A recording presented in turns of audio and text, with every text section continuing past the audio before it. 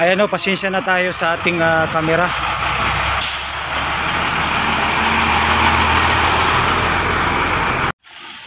Ayan o. Ito sa part 2 natin, pasensya na sa ating camera, Ruwilpi, no? Dahil po ay naubusan tayo ng memory yung sa vlog camera natin. So nandun tayo sa part 1 natin. So ngayon nandito, iba na naman itong release, no? Tree cutting permit, no? Ayan, so nakita natin Ruwilpi. Dito yung ayan, no? So nakita natin, tsaka yung isa, ayan, no? Ruwilpi, mga subscriber natin dyan. So pasensya na sa ating camera dahil po ay ayan, naubusan yung camera natin ng tsaka full memory na tayo. So ayan, ito yung part 2 natin. So mayroon namang nilagay dito na tarpaulin, para dito na siguro ito na side, kasi tuloy-tuloy na yan mga kapatid, no? Tuloy-tuloy na yan. Ayan, napaka-traffic dito. Tuloy-tuloy na yan, no? So dito, yung last week nag-vlog tayo dito mga 6 days. So ito na yung na-update natin, no? Ayan, nakita natin yung isang tarpaulin. Ayan.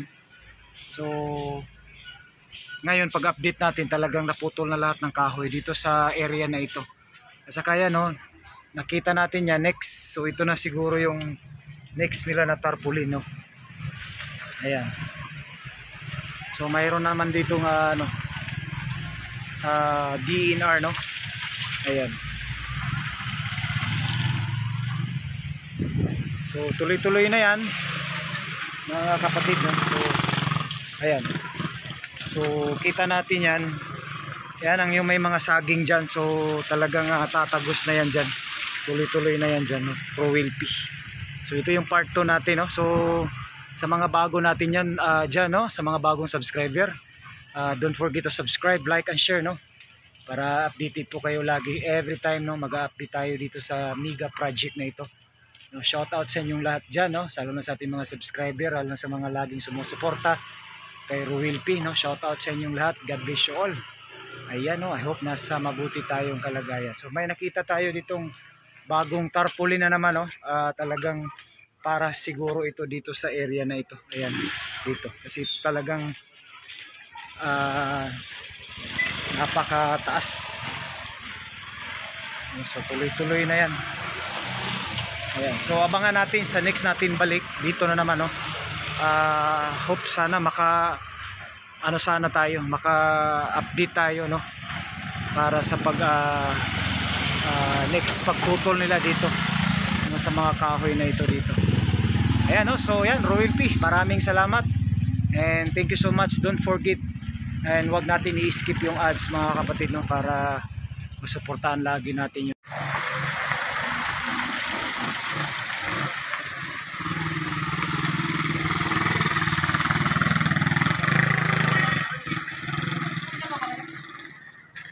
so yan mga kapatid, no?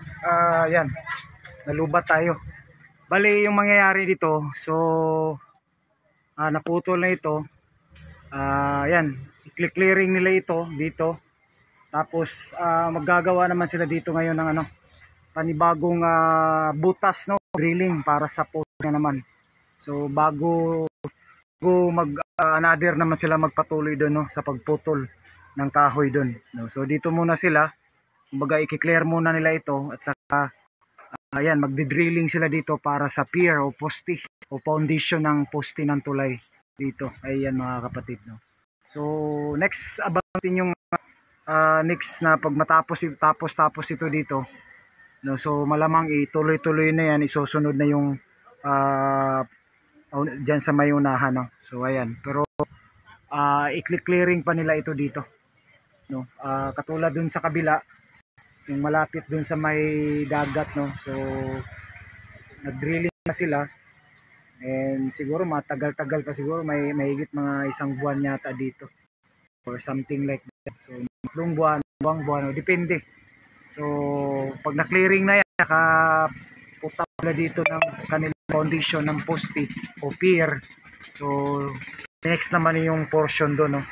Ayan, puputol naman sila doon ng kahoy kasi nakita na natin yung bagong tarpaulin permit dito, no. Ayan. Okay, dito na lang mga kapatid. Maraming salamat. And yun nga, don't forget to subscribe, like, and share, no. Wag nating i-skip yung ads mga kapatid, no, para yung channel na. Okay, salamat.